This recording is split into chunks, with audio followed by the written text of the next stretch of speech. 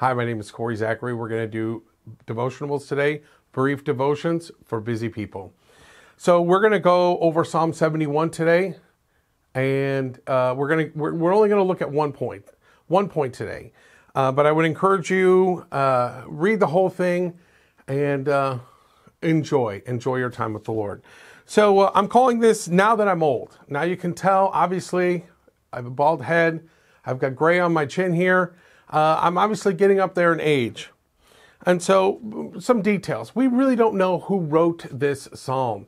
Now there's a lot of speculation on maybe it was David at the end of his life, dealing with Absalom and things of that nature. But in the end, we really don't know. If you want to debate that with me, we can talk about it all day long. Find me in the hallway.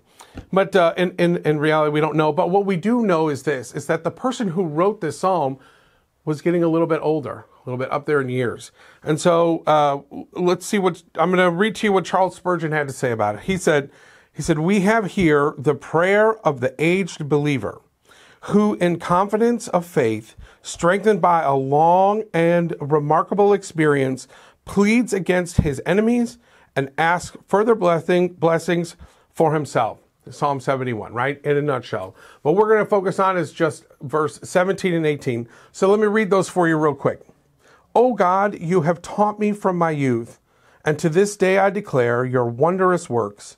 Now also, when I am old and gray-headed, O God, do not forsake me, until I declare your strength to this generation, your power to everyone who is to come." So, what is the author telling us here?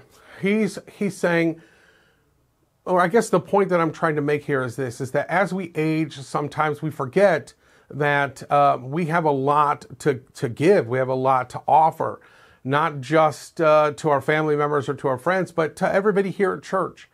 Sometimes we get lost in the fact that when people are young, their strength is increasing, and they're willing to do a lot of things that we, as we get older, might not be so willing to do. As our strength wanes, sometimes we have to realize that if our physical strength is on the decline, our spiritual strength in the Lord should be on the rise. And that's exactly what this psalm is telling us here. And so if we look at it here, it says, "Oh God, you have taught me from my youth." We realize that here's a guy who, from his youth, has been with the Lord, who has been following his ways. He's been immersed in everything that the Lord has to offer him. And he sees the value in that. And then he says, "And to this day I declare your wondrous works, even now in my old age." As my physical strength might be waning, my eyesight might be waning, I'm wearing glasses, I can still take strength and be strong in what the Lord has to offer. And so I think about it this way. When I was dealing with my kids when they were younger, and now they're adults, but when they were younger, I would always say, "Why do you jump first and ask questions on the way down?" Right? But now as we get older, we ask a lot of questions. Because we have wisdom, right? We have experience. And you can't get that experience other than just through attrition, right? So the attrition of old age has beaten the capriciousness of youth out, right? We have that wisdom for you. So let's go on to verse 18. "Now also, when I am old and gray-headed, O God, do not forsake me." He said, "Lord, here I am. I'm getting old in my old age. I have things that I need to do." And what are those things that he needs to do? He says, "I need to declare until I declare."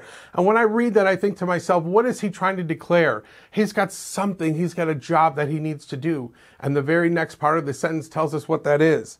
And that is to declare your strength, God. And to who is he going to declare that strength to? To this generation, to the newest generation, right? He's going to declare that the Lord's power to everyone is to come.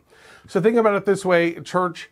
For those of us who are getting older in our youth, it's our job to declare to the younger generation, to the next generation, how powerful and amazing and magnificent the Lord is. Not just through our experience, but through our sanctification. The Lord has given us this and blessed us this way. So I would encourage all of you, everyone out there who's getting up there a little bit in your years, to remember that the Lord strengthens you through your age and your wisdom. Thank you.